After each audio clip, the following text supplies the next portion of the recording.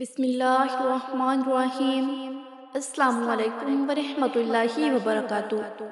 دوستو، جیسا کہ آپ سب لوگ یہ جان چکے ہوں گے کہ اس سال سورج گرہن رمضان کے مہینے میں آ رہا ہے۔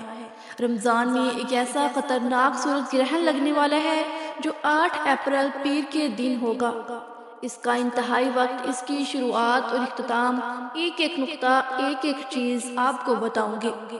رمضان المبارک میں سورج گرہن قیامت کی آخری نشانی مانا جا رہا ہے۔ رب کریم رمضان کے مہینے میں اپنی نشانیوں کو ظاہر کرتے ہیں، جس میں سے 400 سال بعد رمضان میں سورج کو گرہن لگ رہا ہے۔ اب جو حاملہ عورتیں ہیں ان کو باہر نہیں نکالیے گا، جو نوعمر بچے ہیں ان بچوں کو بھی باہر مت نکالیے گا، آسمان کی طرف نگاہ نہیں اٹھائیے گا، ایسا نہ ہو کہ آپ کے بچے اندھے ہو جائیں۔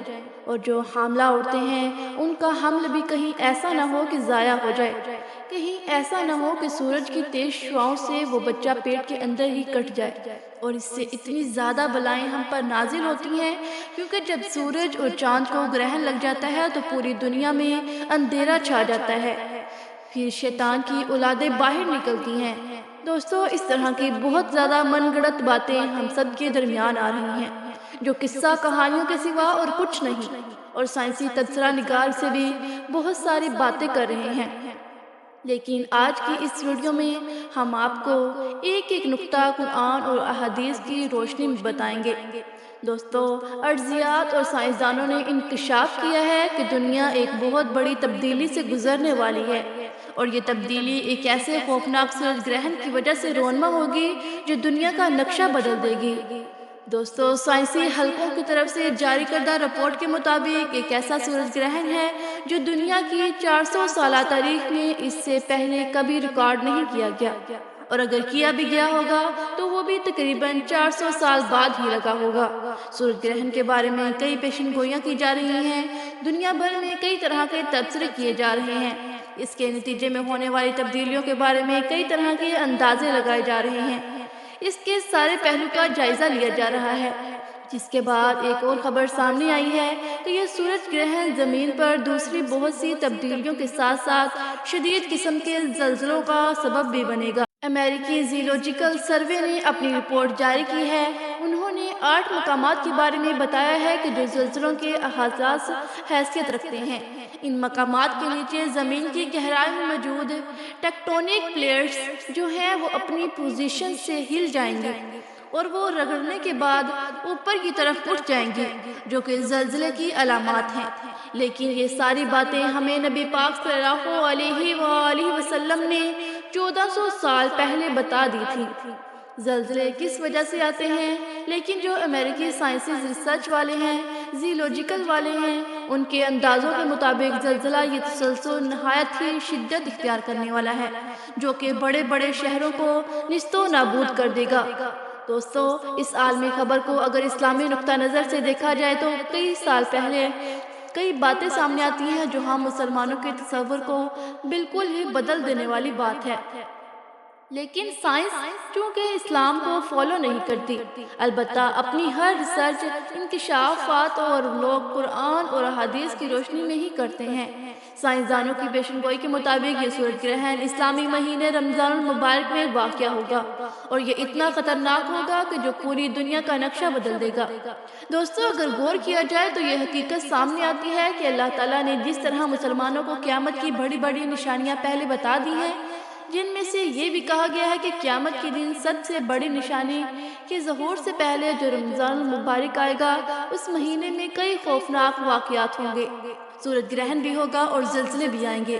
تو یہ ساری صورتحال اس طرف اشارہ کر رہی ہیں کہ شاید یہ قیامت سے پہلے کا ہی رمضان ہے، جو رمضان ہم لوگ گزار رہے ہیں۔ واللہ عالم۔ اس سلسلے میں حضرت انس بن مالک رضی اللہ تعالیٰ عنہ سے روایت ہے کہ حضور صلی اللہ علیہ وآلہ وسلم نے ارشاد فرمایا کہ قیامت سے پہلے آخری رمضان میں ایک مکمل سورج گرہن واقع ہوگا، جس کے بعد پوری دنیا میں ایک ایسی آواز گونجے گی جس کے ماخذ کے بارے میں کسی کو علم نہیں ہوگا۔ یہ آواز ساری دنیا کے لوگوں کو اس قدر دہشت زدہ کر دے گی کہ 70,000 کے قریب لوگ اس آواز کے خوف سے سے بے ہوش ہو جائیں گے۔ 70,000 کے قریب لوگ بہرے اور اندھے بھی ہو جائیں گے۔ اس آواز کے بعد اسی رمضان المبارک میں دنیا کے مختلف حصوں میں شدید زلزلوں کا سلسلہ بھی شروع ہو جائے گا، جس سے پوری دنیا میں تباہی پھیلے گی۔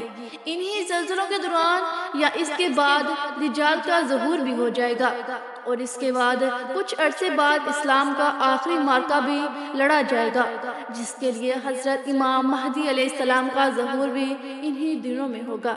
سورج گرہن کے اعلان کے کچھ ہی دنوں بعد ایک اور خبر امریکہ کے زیولوجیکل ریسرچر سروے نے ان کی طرف سے شائع کی گئی ہے کہ جس میں بتایا گیا ہے کہ امریکہ کے 7 سے 8 مقامات اس وقت زلزلے کی زد میں ہیں، لیکن میرے رب کی شان ہے جس چیز کی اوپر ہے، میرے رب کی ذات اور صفات سب سے اعلیٰ اور کن فیکون ہے۔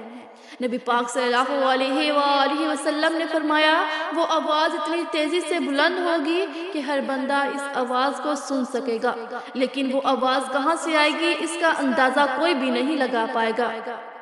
دوستو، ہمارے پاک نبی صلی اللہ علیہ وآلہ وسلم کی حدیث کے مطابق جو قیامت قائم ہوگی، اس قیامت کی اثرات اس رمضان سے متعلق اور مشابہت رکھتے ہیں، لیکن ابھی وہ وقت نہیں آیا، اور آپ لوگوں کو جو میں عمل بتانے جا رہی ہوں، وہ وظیفہ بتانے جا رہی ہوں، وہ وظیفہ بھی بڑا مستند اور ایسا عمل ہے جو انشاءاللہ تعالی آپ کے لیے مددگار ثابت ہوگا۔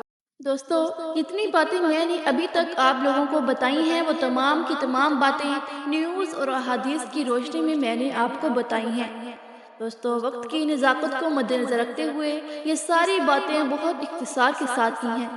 چاند کو گرہن کیسے لگتا ہے، سورج کو گرہن کیسے لگتا ہے، میں نے آپ کو سائنٹیفک ریسرچ کے مطابق بتانے کی کوشش کی ہے، لیکن اب اسلامی روح کی نظر سے بھی دیکھ لیتے ہیں کہ ان چیزوں کے بارے میں اسلام ہمیں کیا کہتا ہے۔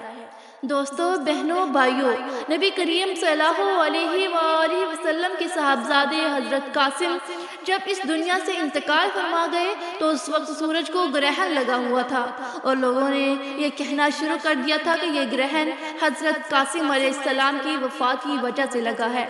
جب یہ بات نبی کریم صلی اللہ علیہ وآلہ وسلم کے پاس پہنچی تو آپ صلی اللہ علیہ وآلہ وسلم نے فرمایا کہ سورج گرہن کا لگنا اور چاند گرہن کا لگنا یہ کسی کی موت یا زندگی سے کوئی تعلق نہیں رکھتا، بلکہ یہ اللہ تعالیٰ کی نشانیوں میں سے ایک نشانی ہے۔ تو دوستو، سورج گرہن کے وقت اور چاند گرہن کے وقت بہت سی ایسی کہانیاں سنائی جاتی ہیں جن کا اسلام کے ساتھ دور دور سے کوئی تعلق نہیں ہے، لہٰذا اسلام کو سمجھنے کی کوشش کریں۔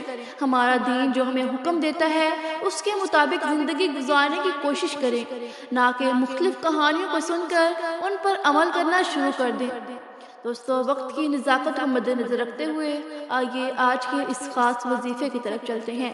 اس سے پہلے اگر آپ لوگ اس چینل پر نئے ہیں اور آپ نے اس چینل کو ابھی تک سبسکرائب نہیں کیا تو ابھی اس چینل کو سبسکرائب کر لیں تاکہ مزید اس طرح کی ویڈیوز آپ تک بآسانی پہنچ سکیں، کیونکہ ایسے بہت سے وظائف، بہت سے اعمال آپ کے حوالے روزانہ کرتی رہوں گی۔ دوستو، سورج گرہن کے وقت ہمیں کیا عمل کرنا چاہیے، کس طرح سے کرنے چاہیے، طریقہ کار اچھی طرح سے سن لیں اور سمجھ لیں۔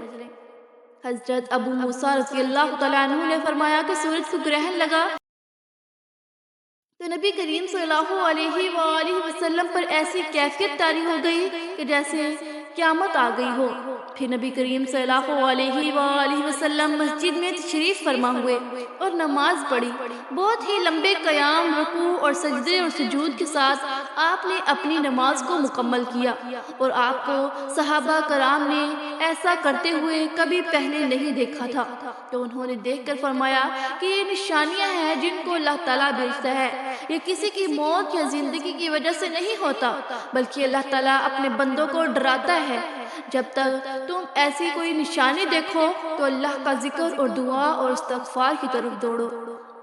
تو دوستو، بہنوں، بھائیوں، اس سے ثابت ہوا کہ جب بھی سورج گرہن لگے یا پھر چاند کو گرہن لگے تو آپ لوگوں کو کیا عمل کرنا چاہیے اور کس طریقے سے کرنی چاہیے، سب سورج گرہن لگے تو آپ نماز کسوف ادا کریں، یعنی کہ 2 رکعت نماز نوافل پڑھیں، اور جب چاند گرہن لگے تو نماز خسوف ادا کریں، اس کے بعد بھی 2 نوافل پڑھیں۔ ان نوافل کی نیت آپ نے کیسے کرنی ہے؟ جیسے آپ دوسرے نوافل پڑھتے ہیں، پہلی رکعت میں بھی سورۃ فاتحہ کے بعد آپ کوئی سی بھی سورت مبارکہ پڑھ سکتے ہیں، دوسری رکعت میں بھی آپ سورۃ فاتحہ کے بعد کوئی سی بھی سورت مبارکہ پڑھ سکتے ہیں۔ ایک تو عمل آپ نے یہ کرنا ہے، یعنی کہ نماز کسوف آپ نے لازمی ادا کرنی ہے، اور اس سال سورج گرہن لگنے والا ہے اور بہت زیادہ لگے گا۔ بالکل ایک لائن میں، ایک اسٹریٹ لائن میں چاند اور سورج دونوں آنے والے ہیں۔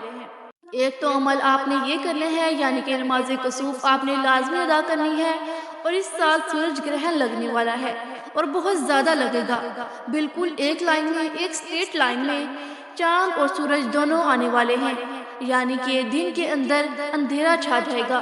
تو دوستو باہر نکلنے سے اجتناب کریں، کیونکہ جو سورج اور چاند کو ٹکرا کر روشنی ہمیں ملے گی، وہ روشنی ہماری باڈی کو متاثر کرے گی، کیونکہ روزانہ جو ہم لوگ سورج سے روشنی حاصل کرتے ہیں وہ ہمارے جسم کو تر و تازہ کرتی ہے، لیکن اس بار جو روشنی ملے گی بڑی منفرد ملے گی۔ تو آپ لوگوں نے بالکل بھی فکر نہیں کرنی، اور نہ ہی آپ نے یہ سوچنا ہے کہ میں باہر نکلا میرے سر میں درد ہو رہا ہے، سورج کی شعاعیں برداشت نہیں ہو رہی۔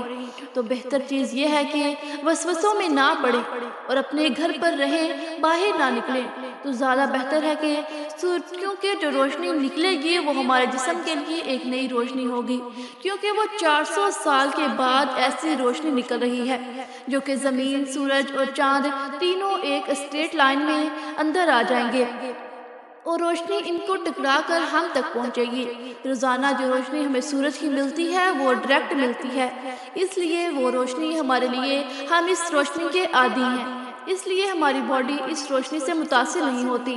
لیکن جب ہمیں سورج گرہن والی روشنی ملے گی تو اس سے ہماری جسم کے اندر بہت ساری چیزیں پیدا ہو سکتی ہیں، مثلاً دانوں کا نکل جانا، رنگ کا کالا ہو جانا، اس کے علاوہ چکر آنا، آنکھیں دھندلا جانا، بہت سارے ایسے آپ کے ساتھ انکشافات ہو سکتے ہیں۔ لیکن آپ لوگوں نے وسوسوں میں نہیں پڑنا، کامل ایمان کے ساتھ، کامل ایمان کے ساتھ اس وقت کو آپ لوگوں نے برداشت کرنا ہے۔ اب دوسرا عمل جو آپ نے کرنا ہے وہ استغفار کا عمل ہے۔ استغفار بہت سارے ہیں، آپ لوگ کوئی بھی پڑھ سکتے ہیں۔ استغفر اللہ پڑھیں گے، یہ بھی بڑا مستند عمل ہے۔ اگر آپ لوگ لا حول ولا قوت الا باللہ العلی العظیم پڑھیں گے تو یہ بھی گناہوں کو بخشش کی طرف سے کیا جاتا ہے۔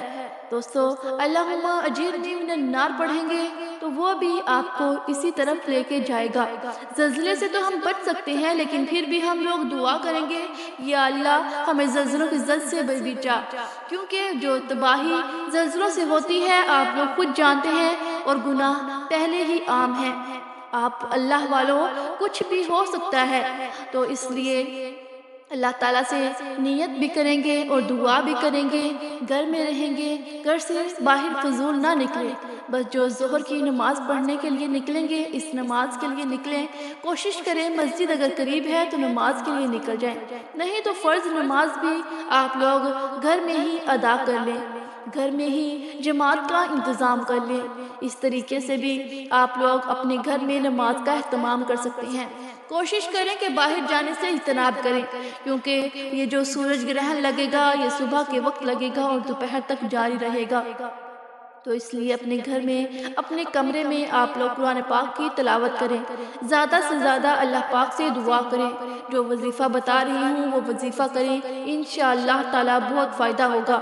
آپ لوگوں نے پہلے نمبر پر 2 نوافل پڑھ لیں جو کہ نماز کسوف ہے، وہ آپ نے پڑھ لی جو نبی کریم صلی اللہ علیہ وآلہ وسلم نے پڑھی تھی، اور دوسرے نمبر پر آپ لوگوں نے استغفر اللہ پڑھنا ہے۔